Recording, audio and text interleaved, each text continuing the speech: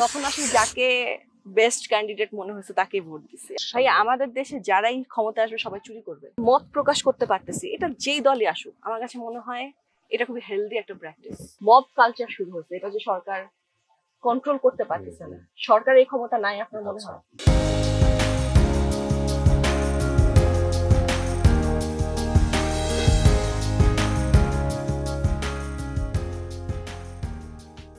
আচ্ছা ফারিয়া, তুমি ভোটার হইছো কোন?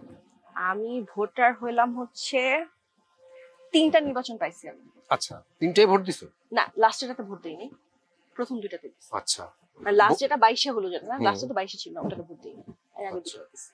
না, লাস্টটা 24-এ ছিল। 24-এ ওটাতে ভোট দিই। আচ্ছা আচ্ছা, 18-তে লাস্ট। 18 মানে কাকে ভোট দিছো এটা তো আমি জানতে চাইতে পারি না এখন তো। তখন তো আসলে ভাই এখন হিসাব আর তখন হিসাব তো এক ছিল না। হুম, তখন আসলে যাকে বেস্ট ক্যান্ডিডেট মনে হয়েছে তাকে ভোট দিছি। এখন যাকে 6 বছর আগে বেস্ট, মানে 15 বছর আগে বেস্ট ক্যান্ডিডেট মনে হয়েছে, 15 বছর পরে আসলে না, এখন চেঞ্জ হয় আর কি। এখন তো ধরো রাজনীতির অনেক কিছু চেঞ্জ হয়েছে। ধরো সামনে আমাদের নির্বাচন হওয়ার একটা সম্ভাবনা দেখা দিচ্ছে, যদিও অনেকে মনে করছে যে নির্বাচন হয়তো হবে না, ঘোষণা দেওয়ার পরেও অনেকে মনে করছে।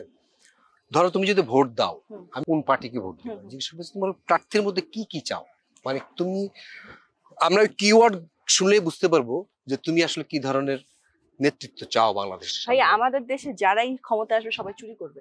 আমি আচ্ছা, চাই এমন কেউ আসে যে একটু রয়েস হয়ে চুরি করে। মানে রয়েছে রয়েস হয়ে মানে চুরি করুক, চুরি করবে আমি জানি, হ্যাঁ, হ্যাঁ, আচ্ছা। মানে চুরি করবে না এটা হবে না আমাদের, মানে এটা আমাদের রক্তে নাই। রক্তে নাই এই জিনিসটা। আচ্ছা, হ্যাঁ, চুরি করবে, একটু রয়েস হয়ে চুরি করুক, একটু দেশের জন্য কাজ করুক। গণমাধ্যম বলেন আর সাধারণ মানুষ বলেন, এই যে গত 1 বছর ধরে আমি কিন্তু সরকারের অনেক সমালোচনা করে বা অনেক কিছু নিয়ে অনেক কথা বলি। এই যে আমার সাহসটা বা এই যে মত প্রকাশ করতে পারতেছি, এটা যেই দলই আসুক আমার কাছে মনে হয় এটা খুবই হেলদি একটা প্র্যাকটিস। আপনাকে যদি আমি সারাক্ষণই বলি রনি ভাই আপনি খুব ভালো, আপনি যা করেন সব ঠিক, আপনি জীবনে ইমপ্রুভ করতে পারবেন না। স্বাভাবিক, এটা হয় না তো। আপনাকে সমালোচনা করতে দিতে হবে, এর মানে সমালোচনা করা মানে কিন্তু আপনি খারাপ না। এখন যদি আমি ডক্টর ইউনূসের সমালোচনা করি তার মানে কি ডক্টর ইউনূস খারাপ? বাংলাদেশের বাইরে যদি বলেন বাংলাদেশের সবচেয়ে বড় ফ্ল্যাগ হচ্ছে উনি, কিন্তু তাই বলে কোনো সব ঠিক হবে না? ওনার সবকিছু তো ওনার ঠিক হইতে পারে না। আমি তো সমালোচনা করবো যে এটা হচ্ছে না, তার মানে তো উনি খারাপ না। ওনারও এখানে ইমপ্রুভ করার দৌড় থাকবে। কেউ তো আসলে এরকম না যে পারফেক্ট। পৃথিবীর কোনো মানুষ, কোনো সরকার, কোনো রাষ্ট্রপ্রধান কেউই কখনো পারফেক্ট হয় না। সবাই নিজেকে ইমপ্রুভ করে, চেঞ্জ করে, মানুষের কথা ভাবে, সাধারণ মানুষ কি চায় সেভাবেই তো দেশ চলবে। আচ্ছা ঠিক আছে, তুমি একটা কথা বললা যে মানে মত প্রকাশের এখন একটা ভালো সময় যাচ্ছে, কিন্তু তুমি সরকার তো 1 না বছর সবাই হলো। ভাইয়া, সবাই যে মত প্রকাশের স্বাধীনতা পাচ্ছে তা তো না। মত প্রকাশে যদি স্বাধীনতা পায়, যে সরকার চলে গেল তাদেরও কথা বলতে দিতে হবে, তাদেরকেও কথা বলতে দিতে হবে। Okay. আপনি মত প্রকাশের স্বাধীনতা দিয়ে বলছেন যে সবাই কথা বলবে বাট ওরা কথা বলবে না, তাহলে তো আপনি এখানে ফেয়ার না। Exactly. কথা সবাই বলবে, আপনি ফেয়ার আপনি কোনটা নিবেন কোনটা নিবেন না সেটা তো আপনার উপর জাজ করার ইয়ে থাকে। বসুন্ধরা টিস্যু, অশুদ্ধতার বিরুদ্ধে এক বিন্দুও ছাড় নয়।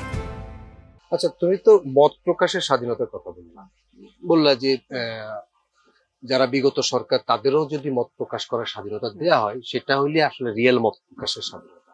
ধরো অন্তর্বর্তী সরকার তো 1 বছর হয়ে গেল, এই 1 বছরে তোমার কাছে মনে হয়েছে যে কোন কাজগুলি সরকারের ভালো সিদ্ধান্ত, বা এরকম কতগুলি সিদ্ধান্ত আছে? কতগুলি সেটা বলতে পারবো না। আমি যদি বলেন আলাদা করে অ্যাপ্রিসিয়েট করি, সেটা হচ্ছে কি এই যে আমাদের যে ডিউজ বিল ছিল অনেক জায়গায় বাকি ছিল, এই সরকার এসে এগুলা সব দেয়া শুরু করলো। কিছু কিছু জায়গায় যেখানে টাকা ছাড়া কাজ হতো না সেগুলা সিস্টেমে নিয়ে আসতেছে, বা এখন একটু ফেয়ার ভাবে তাড়াতাড়ি কাজ হচ্ছে, এগুলাকে আমি অ্যাপ্রিসিয়েট করি। কিন্তু আবার যদি বলেন অ্যাপ্রিসিয়েট করি না, এমন অনেক কিছু আছে আমি বলতে পারবো। যেমন ধরেন আমি অ্যাপ্রিসিয়েট করি না হচ্ছে এই যে একটা মব কালচার শুরু হচ্ছে, এটা যে সরকার কন্ট্রোল করতে পারতেছে না, সরকার এই ক্ষমতা নাই আপনার মনে হয়? বা ধরেন 32 নাম্বার বাড়ি ভেঙে ফেলার সময় যে সরকার কোনো বাধাই দিতে আসলো না, বা হয়তো দিয়েছে এটা আমার চোখ পর্যন্ত আসে নাই, এগুলাকে আমি সমর্থন করি না। প্রত্যেকটা মানুষ, আমি ধরেন আমি যে কোনো একটা পার্টি বললাম যে ঘাস পার্টি, আমি ওকে সাপোর্ট করি, এটা আমার অধিকার, আমি সাপোর্ট করব। তার মানে কি আমার সব খারাপ? না। বা এখন আমি ঘাস পার্টিকে বললাম যে আমি ঘাস পার্টিকে সাপোর্ট করতেছি না, তার মানে কি ঘাস পার্টি কোনোদিনই কোনো কিছু ভালো ছিল না? এখন আমরা ব্লাইন্ড হয়ে যাই যখনই আমরা রাজনীতি কেউ করে, আমি জানি না কেন। আমি অনেক ভালো মানুষ দেখেছি যারা অনেক বুদ্ধিমান বা ধরেন অনেক ভালো মানুষ, কিন্তু রাজনীতির ক্ষেত্রে গেলে তারা কেন ব্লাইন্ড হয়ে যায়। ইদার তারা শুধু ভালো দিকই দেখে অথবা শুধু খারাপ দিক থেকে, তারা মাঝামাঝি কোনো কথা বলতে পারে না।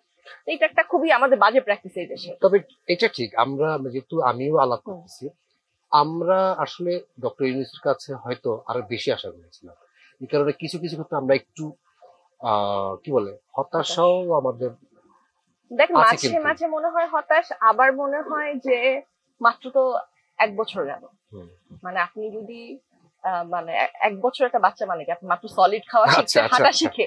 হ্যাঁ, তো একটু সময় না দিলে জিনিসটা হয় না। কিন্তু সময় দেওয়ার জন্য তো আসলে আপনাকে বাচ্চাটাকে ঠিকমতো শাসনও করতে হয়। হুম। ও যে দাঁড়াবে, ও কি কথা বলবে, কতটুকু কথা বলবে, কতটুকু দৌড় দিবে, এটা তো শাসন করতে হয়। আমার কাছে মনে হয় ওই শাসনটা প্রপারলি হচ্ছে না। আচ্ছা, বাকি সবই ঠিক আছে, ঠিকঠাক খাওয়ানো হচ্ছে, ঠিকঠাক পড়ানো হচ্ছে, ঠিকঠাক দাঁড়াচ্ছে, কিন্তু শাসনটা ঠিক মতো হচ্ছে না বাচ্চাটাকে। তুমি এখন যে কথাগুলি বললা রাজনীতি নিয়ে, আমি দেখছি যে এগুলি তুমি ফেসবুকে লেখো তোমার মতো করে। তুমি তো আকার ইঙ্গিতে লেখো, সেলিব্রিটি মানুষ, তুমি তো আর সরাসরি সবকিছু বলতে পারবে না, একটু আকার ইঙ্গিতে লেখো, আমি দেখছি। এবং এটা কিছু কিছু ক্ষেত্রে আমি দেখলাম যে সাবেক সরকারের লোকজন আবার এটা তাদের পক্ষে নিয়ে নিচ্ছে, কেউ আবার এটাকে বিকৃত করে দিচ্ছে, কেউ আবার তোমাকে গালিগালাজ করতেছে। আর এটা তো তোমাদের তো আমার মনে হয় এতদিন সয়ে যাওয়ার কথা, তোমাদের নিয়ে যে পরিমাণ ট্রল হয়, এইটা তুমি কিভাবে দেখো? আমি আসলে কে কিভাবে দেখলো সেটা নিয়ে আসলে রনি ভাই চিন্তিত না। আমার কাছে মনে হয় আমার একটা ভয়েস আছে, দেশের সিটিজেন হিসেবে আমার কিছু দায়িত্ব আছে, এটা আমার দায়িত্বের মধ্যে পড়ে কিছু ব্যাপার নিয়ে কথা বলা। এবং সব ব্যাপার নিয়ে কথা বলা তো আমার দায়িত্ব না। আমার কাছে মনে হয় সবকিছু নিয়ে কথা বলার আমি কে, আমি এরকম বোধা কেউ না। বাট কিছু জিনিস আমার কাছে মনে হয় যে ভয়েস রাইজ করা উচিত।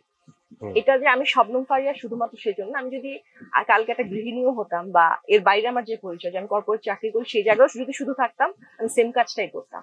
কিন্তু এখন ব্যাপারটা কি, এখন আমার ভয়েসটা অনেক মানুষের কাছে পৌঁছায়, কারণ অনেক মানুষ আমাকে অনুসরণ করে সোশ্যাল মিডিয়াতে।